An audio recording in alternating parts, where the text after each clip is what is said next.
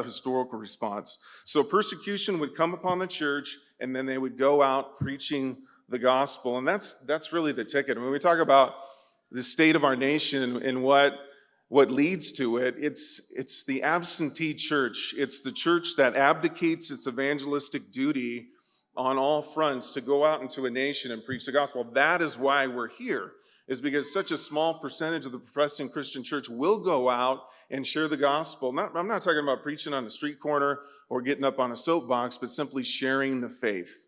When the church doesn't share the faith, then you get the culture, and then you get the leaders that we have right now. So what's the response?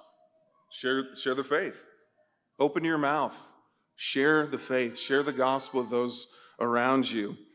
You know, what we are seeing, and I think one of the most discouraging things for me, even though I'm hopeful in Christ, is that such a vast majority of the American evangelical church are not Christians.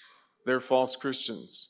They're people who would vote for a man like Joe Biden and think that they're justified biblically to do that, right? If you do that, you know deep down within you don't know Christ. You're not born again.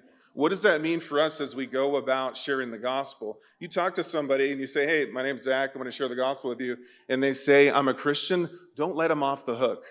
Just a little practical evangelistic advice for you right now as you go about doing this. Ask them to share the gospel with you. Just say, hey, that's great, but could you share the gospel with me for a couple minutes? And if they don't know the gospel, ask them, how can you be saved by a gospel that you don't understand? And share the gospel with them. My heart and my focus is really evangelizing the American evangelical church, because so many of our lost neighbors sit within those pews every single day because, again, they're under false pastors and they're being fed the false gospel. So that's it.